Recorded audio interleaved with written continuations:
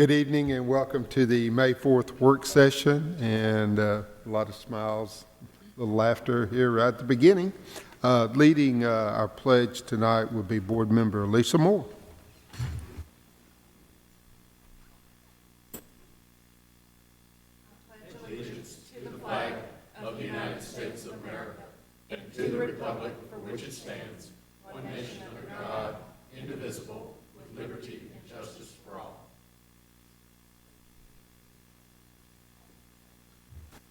Thank you, Ms. Moore, and we will have a moment of silence tomorrow night.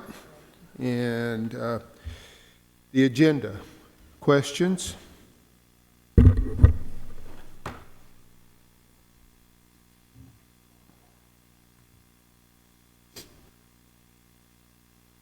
Consent agenda. Did you want to? Let me point out one or two things there. ELF is the state's new program for ACT, and they're wanting us to do some piloting for them to do that. So we've got 2 or 3 schools that's going to do that. Dr. Anthony's kind of heading that up, so I think it was kind of a nice honor for them to think that we might be good to pilot that. So we got some principals interested in that. Now we've got it on there as a special course because it's not fully fledged at this time, and we're just kind of covering bases because kids that take it would get credit. We've had the ACT prep for a number of years, one of the first in the state, but this just kind of covers our bases, so we'll get it in as one of those special courses so that there's no question about the credit situation. And we have our consolidated funding application. Ms. Wise kind of heads much of that for us, and so that's D, ESEA, and IDEA consolidated funding application. So if you've got, how many pages in that application, Ms. Wise?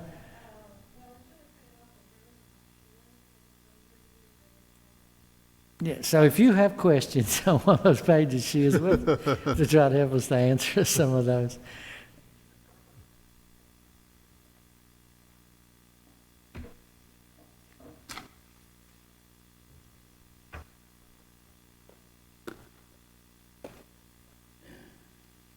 Ms. Wise, will you be here tomorrow night?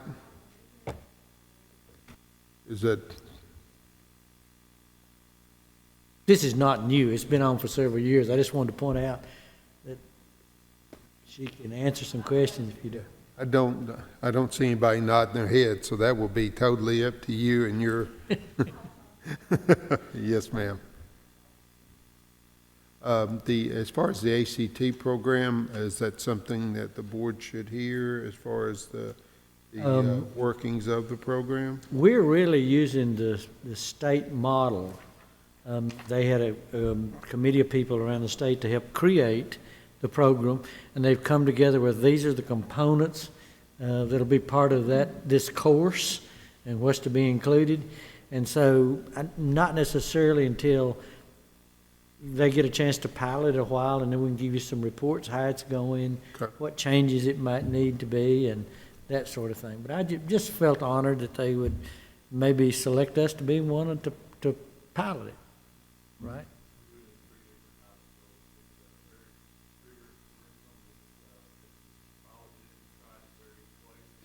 And they've seen great results from this program and the curriculum that's used. It's focused mostly on ELA and mathematics.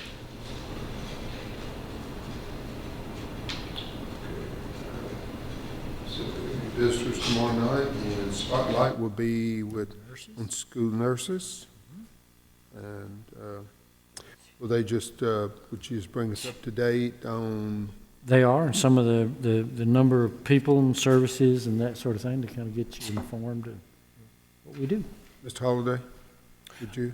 Yeah, I was kind of curious, the same question that you were asking there. Is there a particular program or anything that the nurses are bringing? But, just we continue to put those folks in place. It's Nurses Week. This is Teacher Appreciation Week.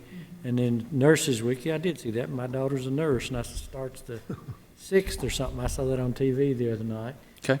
Just a chance to honor them, but give you a chance to ask some questions and meet Ms. Delbridge and some of the others too. I better be texting. You got a my- daughter that's- My daughter. She's a nurse. Mr. Hodges' daughter was a nurse, but is she a nurse practitioner now or a P? Okay, so you might want to buy that present too, Mr. Hodges. Okay, number 8. Number 8 is under facilities, and the first one's a good one. Blackman Middle School Addition deductive change order. Robert S. Biscayne and Company has submitted a deductive change order in the amount of $15,000 on the construction of the Blackman Middle School addition and renovation project. This would change the contract amount for the construction of Blackman Middle School addition from $7,062,000 to $7,047,000. Recommend approval. The motion is to approve the deductive change order submitted by Robert S. Biscayne and Company for $15,000 on the construction of Blackman Middle School addition and renovation project. This will decrease the final contract amount again from $7,062,000 to $7,047,000. Another saving a little money, and that's a good thing. Mr. Clardy, are you keeping up with this streak of coming in less than what the original bid is? We don't keep up with it, but we always try to come in less. For instance, on this particular job, they're wanting $120,000 more than what the contract had in it, but we came out on top with getting $15,000 back. Chairman Hodge, I don't know, do you remember a project that hadn't come in under budget? I don't. I have in the time I've been here. Yep, very impressive. You ought to have a check your list or something. Well, there you go. That's exactly right. I'm afraid to keep up with them. I'm afraid we'll, Jinx ourselves. break the chain or something. B. B is also in the Blackman area, Blackman Middle School Armed Forces Memorial, Valor Point. Mr. Will Shelton, the principal of Blackman Middle School, has submitted a request for permission to construct a memorial project to honor the men and women of the armed forces. This project is to be named Valor Point. Its location would be at the athletic complex between baseball and softball field on the campus of Blackman Middle School. The funding for the memorial labor and materials would be through donations from school clubs, individual businesses, and citizens of Rutherford County at no cost to Rutherford County School Board. And the American with Disabilities Act access from the road will be constructed by our maintenance department. Recommend approval of the motion to approve construction of an Armed Forces Memorial, Valor Point, at no cost to the board as presented. If you look at the picture and some of the drawings, it's impressive. Looks good.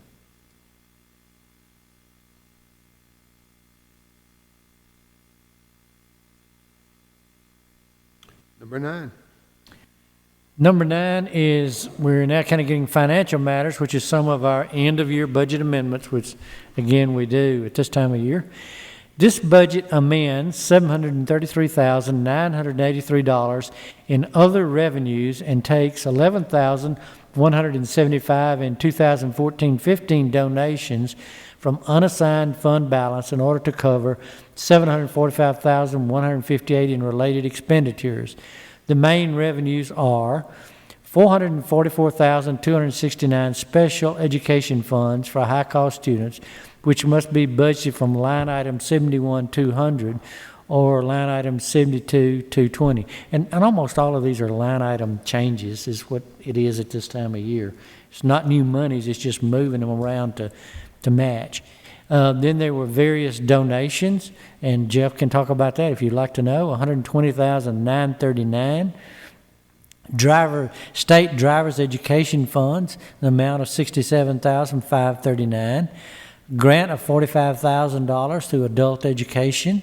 $20,000 for vocational teacher staff development, and $36,236 from miscellaneous revenues. Recommend approval. The motion is to amend the 2015-16 general purpose school budget by $733,893 in additional revenues and to reduce the unassigned fund balance by $11,175 for 14-15, and to increase related expenditures by $745,158 as presented. See, do you like, if you'd like to, I don't know whether you want to talk about these or not, as you earn your special ed based upon the students of that disability, that option, and so as the year goes on and you submit these students, then the state changes the funding for it. And so what that is just the original budget catching up with the actual expenditures and all for the year. This particular revenue stream, I always budget something for it, but the percentage that the feds fund varies wildly. So I try to be on the conservative side, but some years they fund a really low percentage and we don't get it all. So this year we got a lot. The donations were interesting too, where we're getting some of those. So you want to kind of just mention a few of those for us? And the vocational staff development, that is 2 donations for Siemens training for 2 of our CTE teachers. Some of these are the coordinated school health donations for walking tracks and other programs that we have. Some of it is for the Children's Fund for clothing for needy students. There's a fairly wide array that we get each year. Jennings Jones usually gives us some staff development and other programs.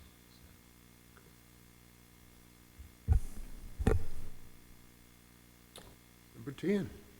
Number 10 is for information only, and this is our transportation report again. The Transportation Department has sent a letter to all contractors and drivers advising them of the bus contract award application and explaining the first and second priority list. The lottery drawing will be held for the second priority list on Thursday, June 2nd, 2016 at 9 o'clock a.m. in the boardroom. The deadline for application is Tuesday, May 31st, 2016. Buses are not traveling a total of 19,837 miles per day, which equates to 357,066 miles per month, or 3,570,660 miles per year. We've had 18 accidents with 5 injuries so far this school year, compared with 25 accidents in 14-15 with 5 injuries. Transporting Atlas students, which is your homeless students, is a costly item in the transportation budget. From August through March of this year, 15-16, we've paid $166,953.43 in additional monies for Atlas transportation, compared to $127,798.10 for the same time period in 2014-15. And that, of course, is McKinney-Vento about transporting the kids back. We've talked about that before. That's a federal requirement. Utilizing the Student Management iNow student database through April 7th, 2016, we're showing 25,085 students assigned to buses, compared to 24,575 as of the end of September in 2015. There are 20,651 students assigned to buses that live 1.5 miles or further from school, compared to 17,926 at the end of September 2015. We've pulled 525 videos so far this year, compared to 428 videos at this same time last year. And I know you as board members know, we actually do not receive state funding for a pupil transported unless that pupil lives 1.5 miles or further from school. But you're doing the right thing about kids. When you look at the traffic in Rutherford County, being able to pick up some of these kids that live closer, and that's a real service to the citizens and the boys and girls. It's your commitment to the boys and girls of Rutherford County. So that's just something we do.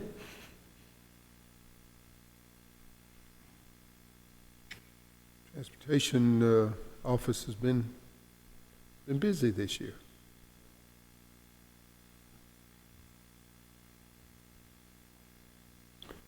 Okay, number 11, Ms. Barnes. The Insurance Committee met last Thursday, and you should have a copy of the financial summary that Mr. Sandberg puts together for you after each of our meetings. You will see that the employee claims over the last year have increased by 7.95%, and the employee claims and the on-site medical combined show an increase of 8.68%. We had 9 injuries through the Board of Education this past month on our on-the-job injury program.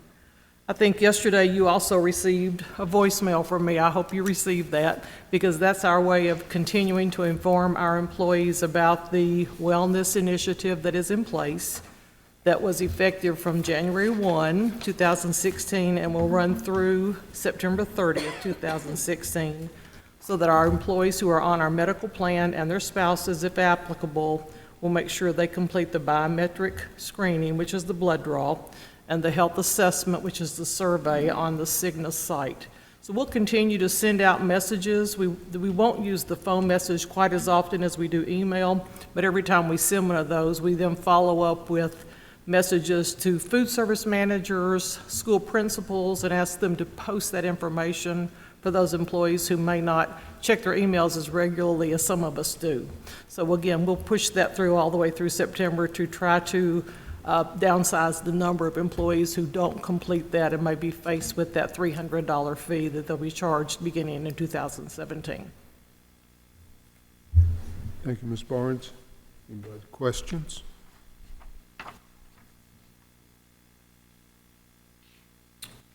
Apparently quite a bit in the news these days about health insurance carriers with Cigna and HealthSpring and United Healthcare. So there are things changing. I'm curious to see where we go from here. Thank you again.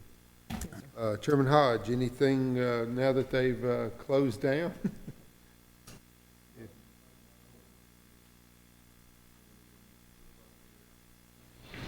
Trying to investigate about how movement into how they fit and all that stuff. So out there behind all that is legislators, let it get back. I don't know why we investigate it. Other than that, I don't know a whole lot going on. Well, I know we were all on pins and needles, waiting for them to go out of session, and of course the state authorizer for vouchers failed. So grateful for that. So it was a very active year.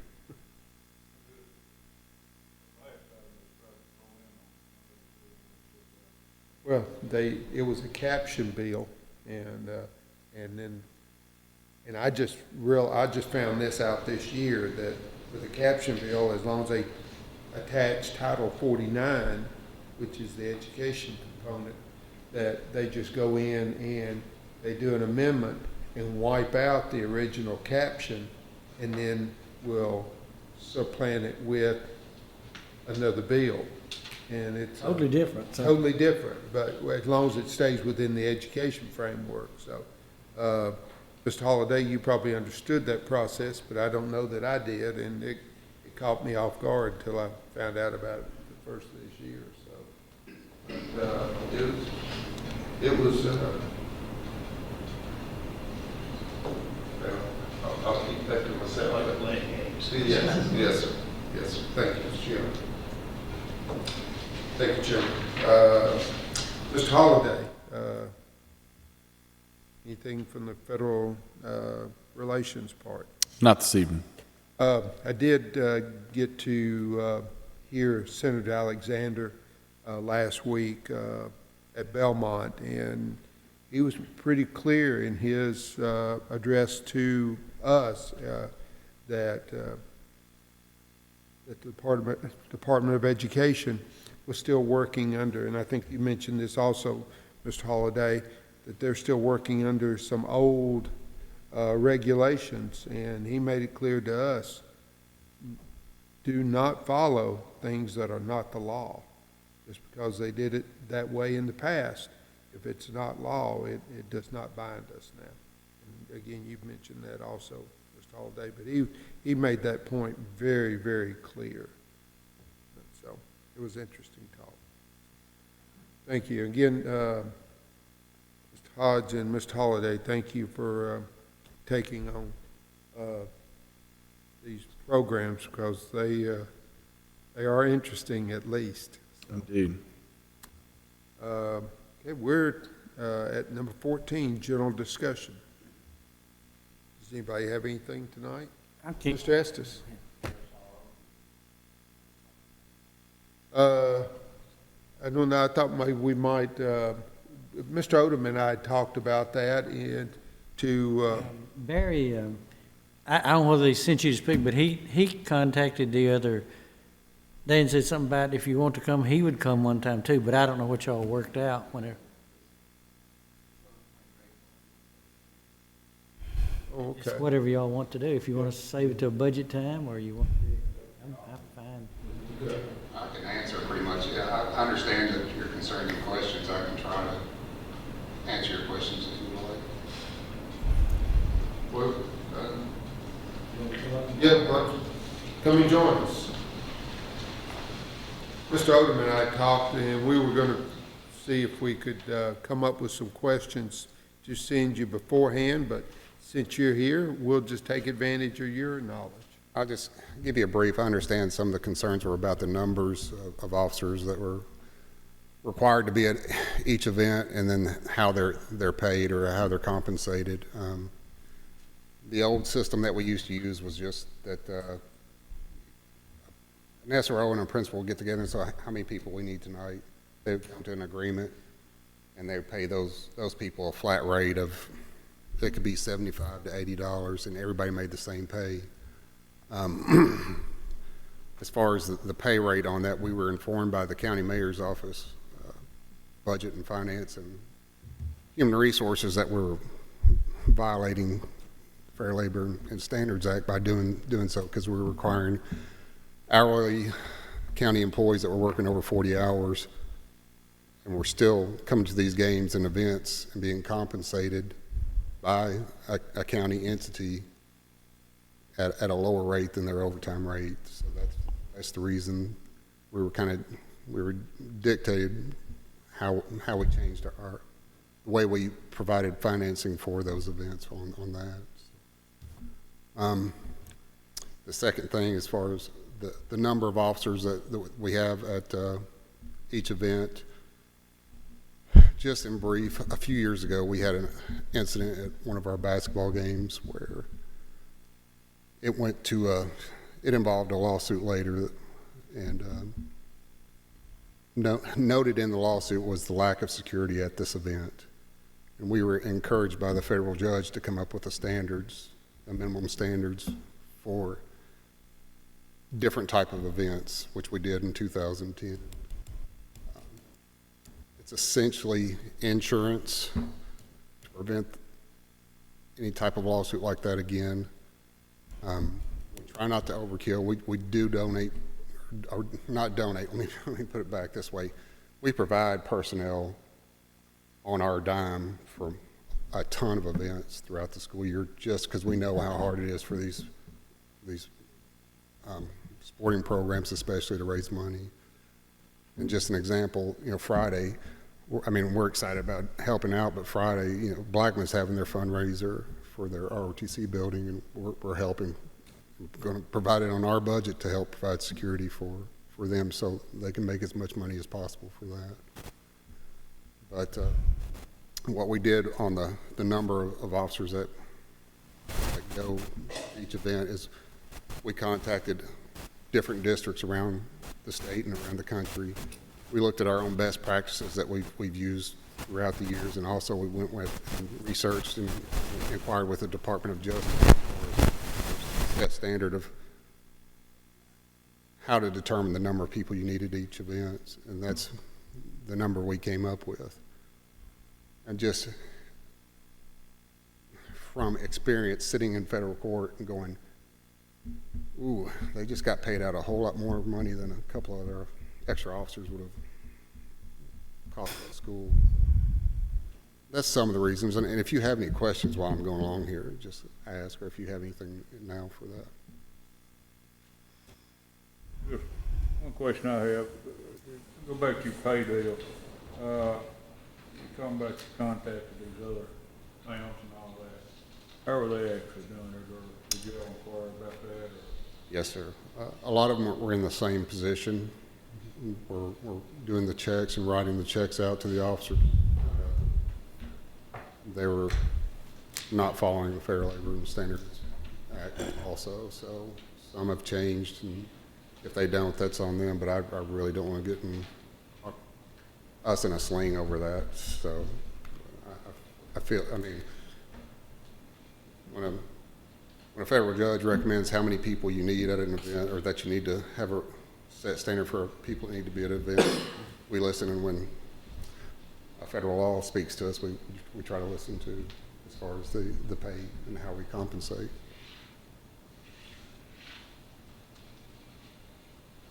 Were you able to utilize some uniform national standard when you? Department of Justice is one of the most comprehensive, and you judge it by the size of event, the size of the crowd, the type of crowd, the emotions of the crowd, the location of the event, inside, outside, the span of the event, how large it is, such as whether it's at a football field or if it's inside a gymnasium. And you put all those together as far as an equation for each type of event. We did it for, we separated out between the high school and middle school level, so there's a reduction in number of people that we require at a middle school just because of the size, location, emotion, all the factors that go into it.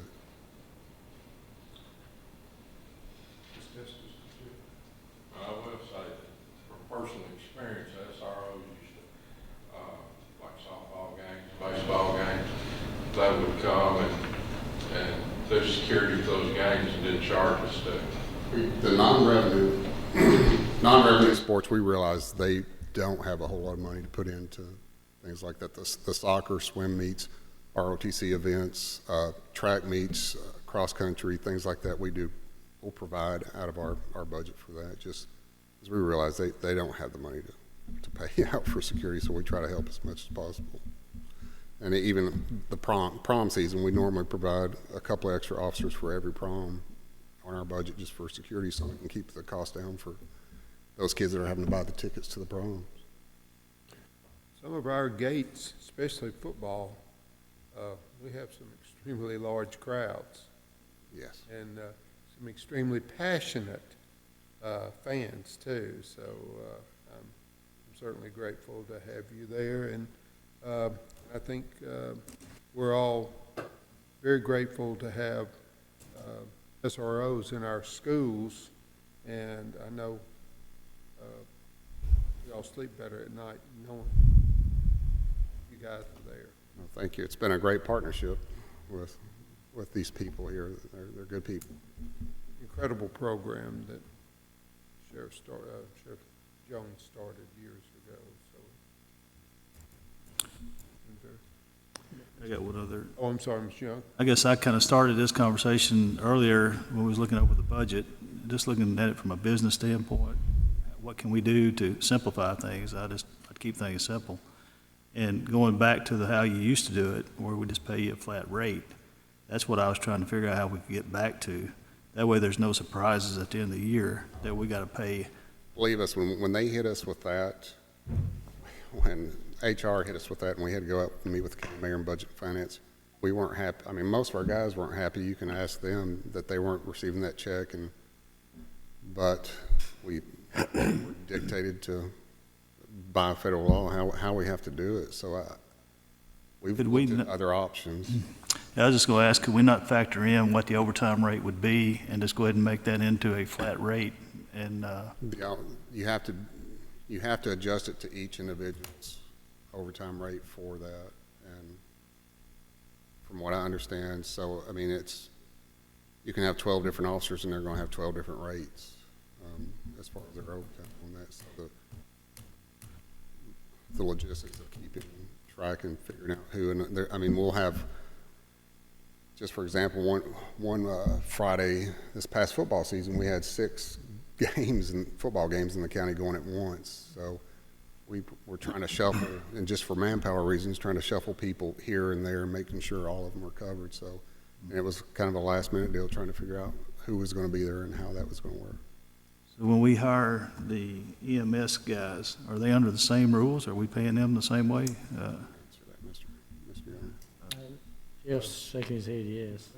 We're factoring in their time and a half and their positions, and I thought that was a set rate. They charge us a flat fee based on number of hours, but that fee does include the pay for those. That's what I was just asking. Could we not do the same thing with the sheriff's department here? You know, from looking at some of the detail from the courthouse, if we move to that direction, we would have to raise what we are charging the schools. The direction we took was we came up with a fixed rate that we, for our process, charge the school, and we absorb any overage. And that's where the growth in expenditure has come. But the schools we wanted to fix so that if you were having a football game and you had 6 officers, you knew what your expenditure would be at the school level. I guess I'm just confused why we'd handle them 2 different ways. Why you'd handle one entity one way and one the other way. Well, there's also basically an equipment charge built in for the EMTs. I get a bill that it is an hourly rate for providing an ambulance.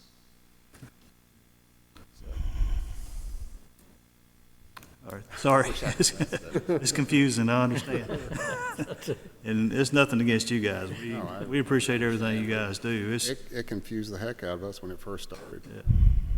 We're still making progress on it because it's timely for us, because it's for us to do the security detail sheet. The individual SRO at the school has to do the security detail sheet, which is basically like putting out a want ad for who's going to come in work. Then you have to organize those people, do a security detail sheet, submit it to supervision. Supervision submits it to our HR, and that's all on our.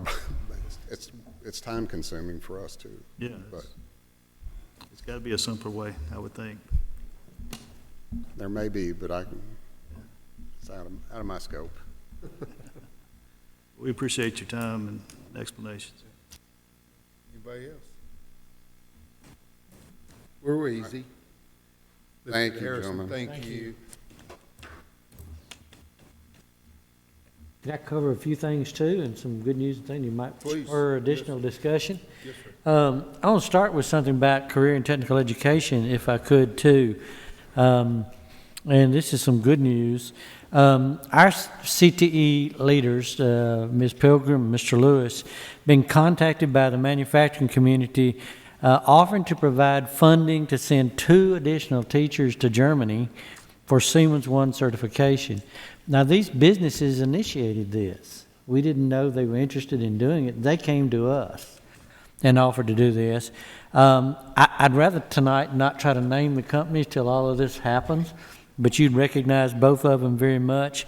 It would be equal to about $13,000 right now, which we sent the first one several years ago ourselves to Germany to do that. And they got a couple of reasons that they state. Number one is they want some depth, and they want to do some cross-training so there's some depth. Our primary Siemens one is at Oakland High School. If that person were to leave, we're out. They want some depth to try to get some others trained to do that. That's what they told us. They are also still saying they would like more Megatronics offerings at other places.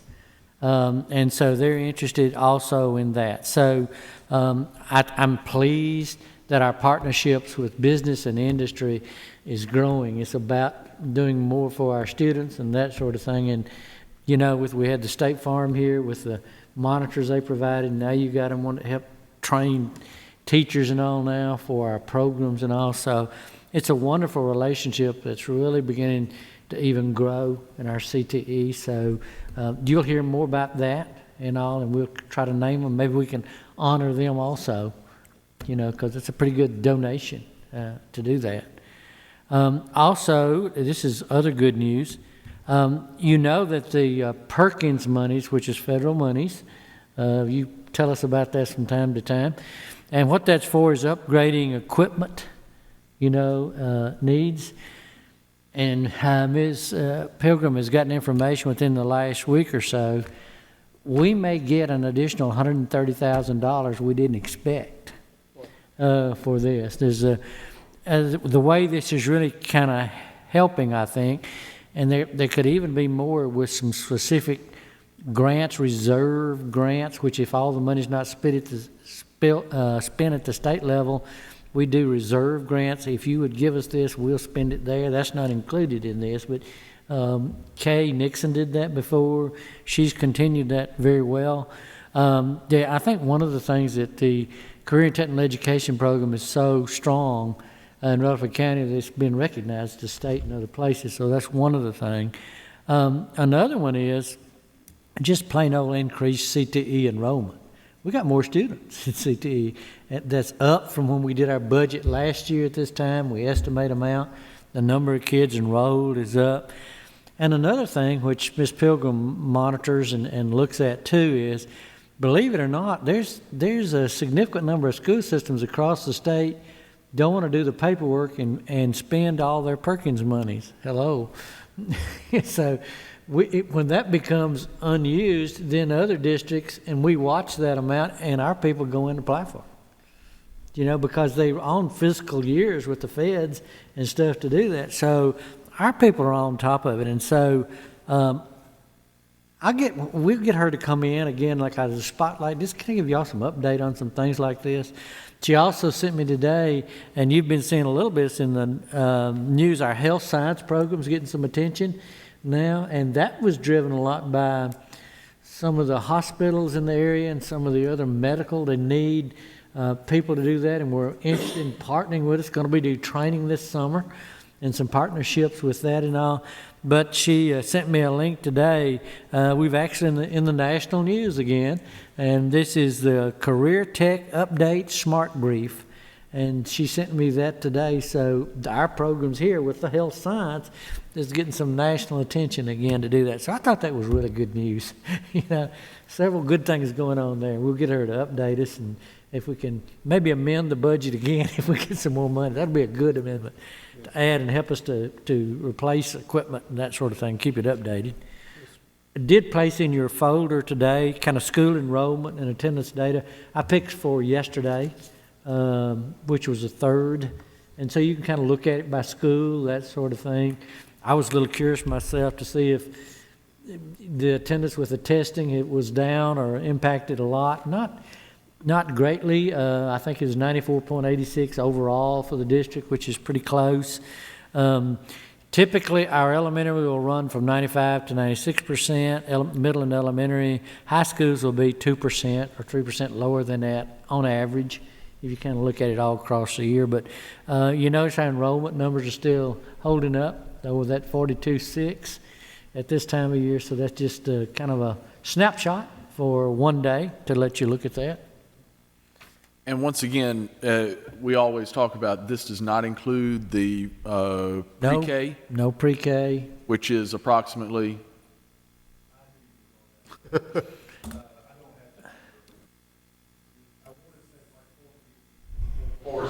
I'm claiming 43,000.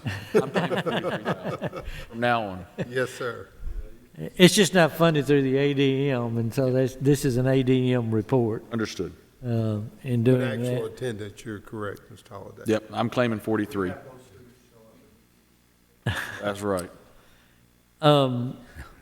Another thing, kind of switches to some of the budget things. I did place a handout. I asked Ms. McLeod to provide you with a more detailed description of the functions the staff attorney's office does, so you can review it. The paralegal that we're talking about there, what's covered, what we do, our numbers. It's been in place about 10 years, I think now, this position. The student enrollment and many things has changed. So that's one of the reasons it was kind of brought to the forefront. So you got some more information there in more detail along with statistical information. We did place in your thing today in preparation for next week There's a couple, we talked a lot about the booster clubs, moving in booster school support organizations for the high schools back into the schools. I did send you one earlier this week, but you have now a printed copy of those school support organizations by school, how many that we have in that particular case. In some instances, they've already been brought in. Some schools did, Eagleville did.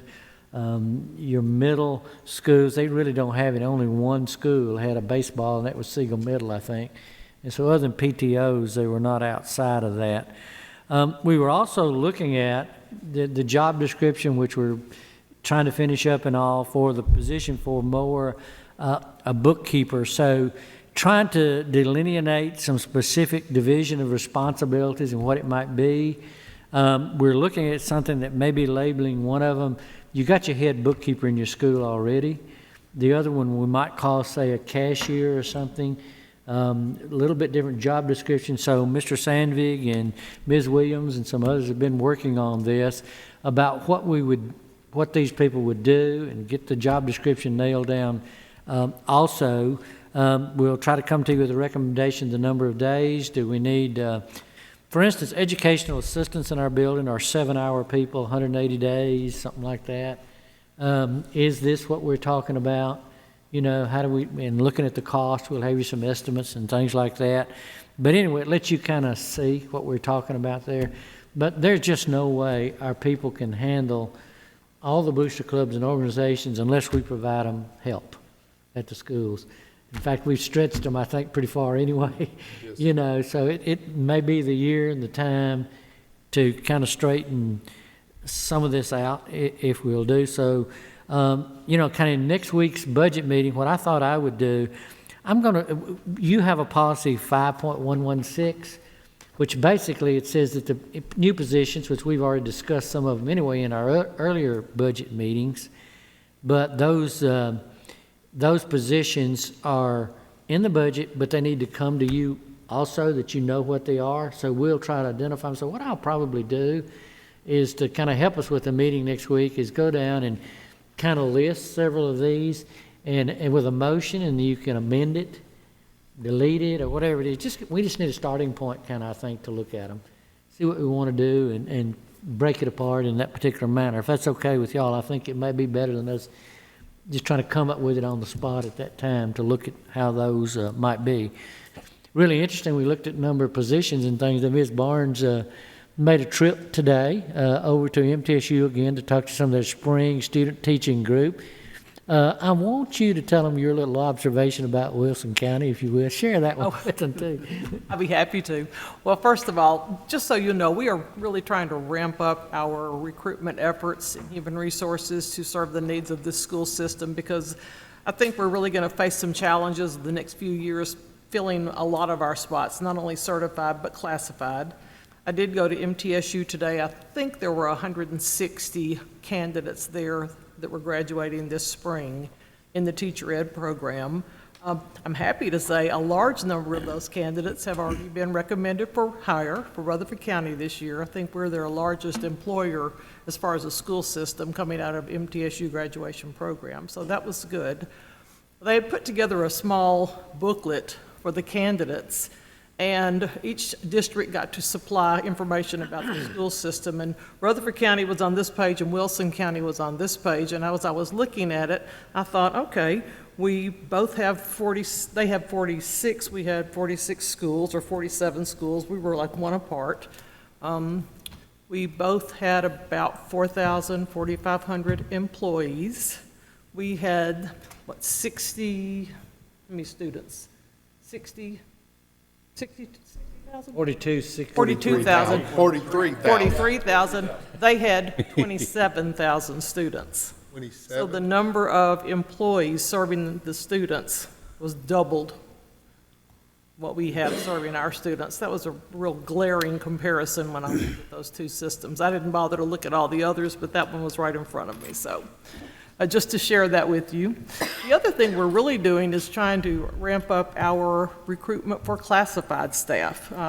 Filling custodian positions, food service positions has become more challenging because so many people are hiring at higher rates in some cases. So we have started working with Goodwill Industries, the TCAT Center, their Career Development Center.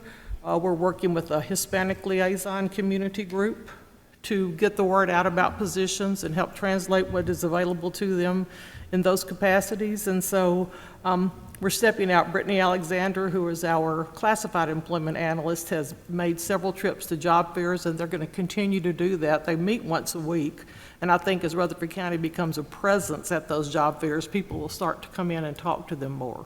So that's something we're doing on that end, as well, of course, working with the certified. We've been given a 6-month trial with People Admin, which is a national job search, and it will link directly to our SearchSoft online application for both classified and certified. So every job we post on our system will automatically feed into national job search engines like Indeed and Monster. So we're real excited to see if that will bring us some additional candidates that apply for jobs in our system. And, you know, people listening to you, why are y'all looking outside is because, as you said, 160 is what they're going to graduate this spring. In most any given year, and this year it's been about 400 change of time. You count maternity leaves, you count retirements, you count resignations, all of the things that you count, and that's just us. And you got all these other big school districts that are also too. There is already in many areas, and going to be more pronounced, a teacher shortage. It's coming. We can see it. So I want to be on the front of this. You know, I want the best, most qualified people in our schools teach our students. So we got to stay out in front. I'm a little, it's a new page to be emphasizing classified hiring, and I'm not accustomed to hearing that. So the question comes to my mind, is there an age requirement for a classified application? 18 years old. As such, is there any possibility that we need to explore that there's a 4-year moratorium or something of that nature, that you can't go back to your own school? If we have a graduate and then they get a custodial position or something, is that an appropriate thing, or can we handle that, you know, within personnel decisions and such?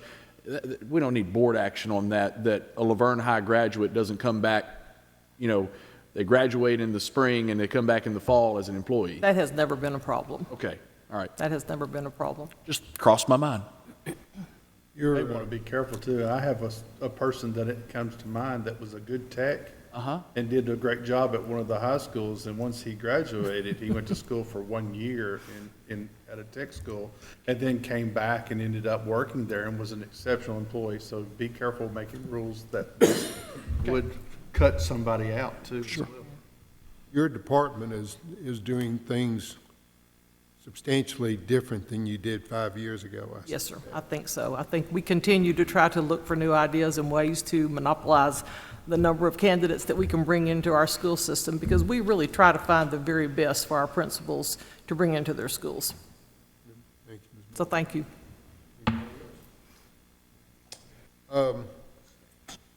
See Ms. Wise here in the paper. You know, we have 2 former chairs. Chairman Rick Wise now serves as a member of the town council, Smyrna, and so he continues to serve. And then Chairman Burns is the interim provost now at MTSU, and it's exciting to see our former chairs continue to contribute, you know, not only to our communities, but totally to our community. I actually sent him an email, and I said, you know, a nationwide search includes Rutherford County. But he didn't comment on that at all. He said, thank you. He's telling Just enjoyed getting to serve with Chairman Wise and Chairman/Dr. Burns. Okay. We'll be back here tomorrow evening at 5 o'clock. Ms. Jordan. Just a question about this daily attendance. Now, this is one day, which happened to be yesterday, right? Yes, sir. was there anything special about yesterday? No, I just do this periodically. Well, I give it to you. Yesterday was testing day for high schools. Part of the EOC, it was EOC test day. Yesterday may have been, was it English? I forget which days. Monday was algebras. Yesterday was some English, I think. This would not, Back to the second math. would that influence tardies and absentees? Good. Or up or down? I didn't understand, but there's a couple of things on here that if I were the principal would alarm me, but it is one day. You may be looking at a specific school, and at times, sometimes they enter their attendance late in that afternoon. Mr. Odom may have pulled that attendance before tardies or. This is yesterday, so that's why I pulled yesterday and not today. So I haven't seen it, so every once in a while I'll see a 0 or 100 or something like that there that would alarm me. Sometimes the attendance personnel enters that all at one time instead of several times over the course of the day. Well, I won't follow through on what troubling on a couple of these tardies and absentee totals as well. But I realize it's late in the year and testing and so forth, which is really my next thing I wanted to say. First of all, I wanted to compliment you, Mr. Odom, on the letter that you sent to parents and about the Tennessee Ready. And as I understand it, we do not have to do grades 3 through 8, and we do have to do high school, and that has started. Is that correct? And I was understood it was going to start Monday. High school testing? Yes, sir. It started last Monday. Yeah, that's what I mean. 2 days ago. Monday, and we'll finish this Friday. It'll finish Thursday, and makeups will be Friday. Would you mind reiterating, even though this is not for a grade, why it is important? And you did so beautifully in your letter that all of us got, and I assume thousands of parents got it. Would you mind reiterating why it's so important that they do as best they can on Tennessee Ready?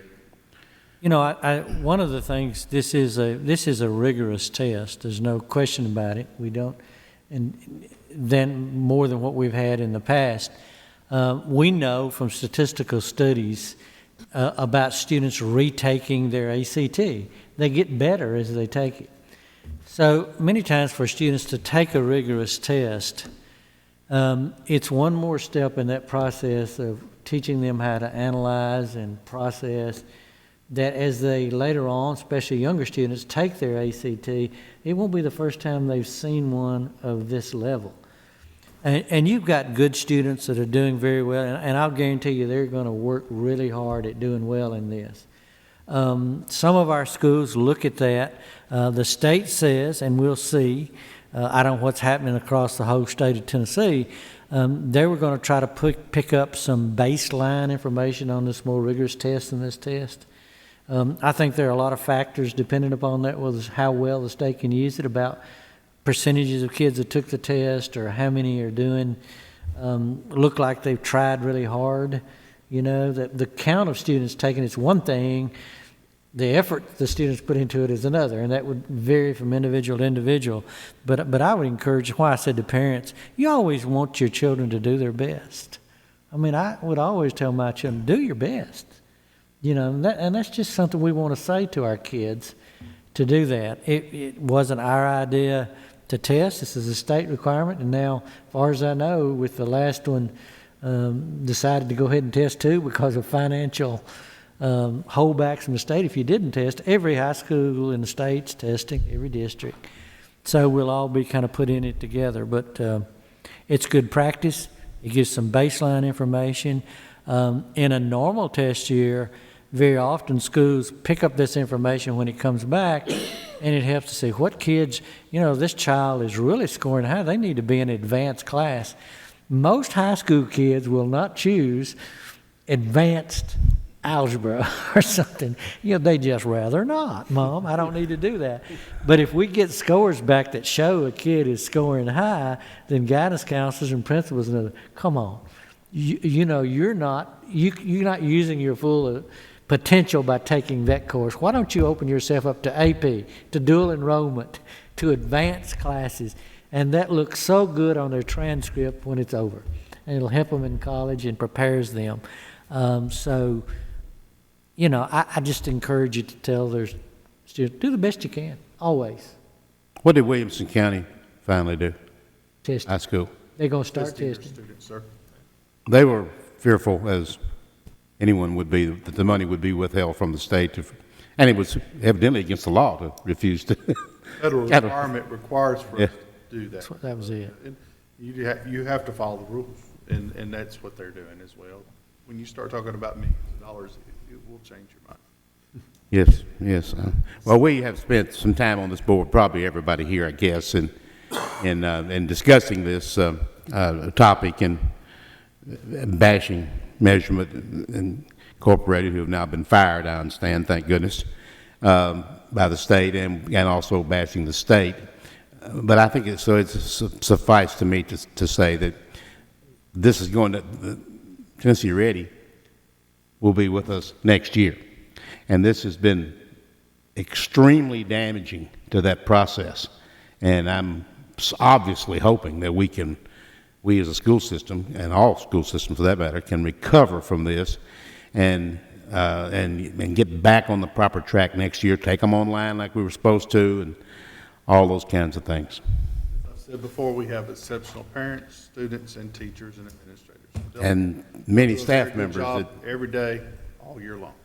many staff members who donated really many hours, weekend time to try to recover from something that they really had nothing whatsoever to do with. And of course, we have thanked them, and you have as well publicly. I'm just hoping that next year the process will be a lot smoother and a lot more beneficial for everyone. Thank you, Mr. Jordan. Anybody else? Ms. Moore? Yeah, the edict that we'd be violating law by not proceeding with the test. So how was that applicable to high school but not to 3 through 8? One of the things that you run into, the federal, under the No Child Left Behind Tennessee is still under the waiver. Actually, it doesn't start till 17-18 to fully kick in. New ESSA law required that school districts conduct measures of their performance.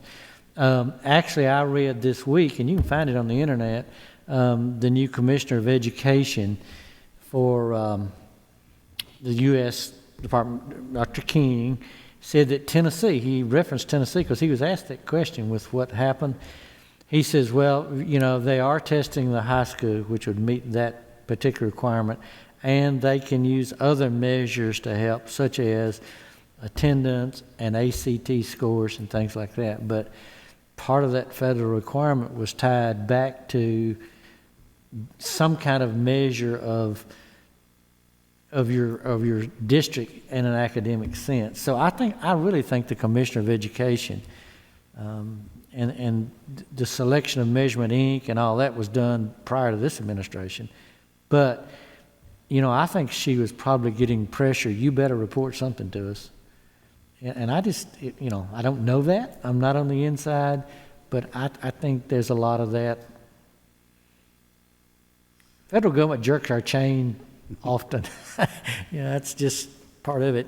Food service or whatever, you can't serve this, you can serve that. Don't put more than this many ounces on a plate. Not pleasant, not pleasant. Well, we already had the paperwork, the tests themselves for high school, but I don't assume that we've ever gotten the 3 through 8.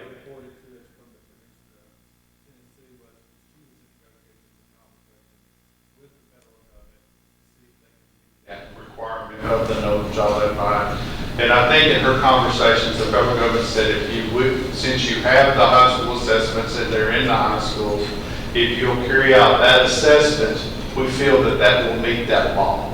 And I think that's why we continue with the high schools. Will we get scores back from part 1 of the 3 through 8? The only raw.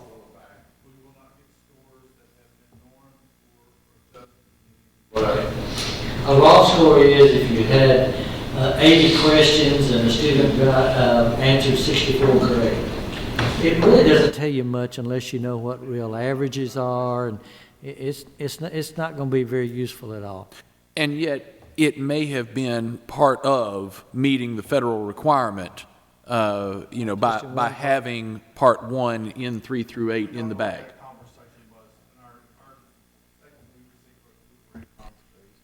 Let me tell you a real surprise. There's a number of small districts around the state that went ahead and tested their 3 through 8 just to get the raw numbers.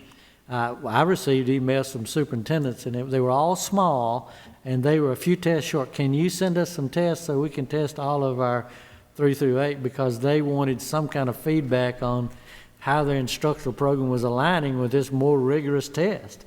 You know, they want feedback, but we weren't close enough to do that. We were so far away, it wasn't possible. But as we hope for better performance in the future, that's one of the drawbacks to this. Because we were on a pathway and the decision was made to stop, divert, and go to Measurement Inc., and I think that decision was made at the state legislature, then, because of that, now we still don't have any feedback on these more rigorous assessments, on the instructional methods that we're using, and we'll still be kind of shooting in the dark for 16, 17, and the J curve will just dip even lower.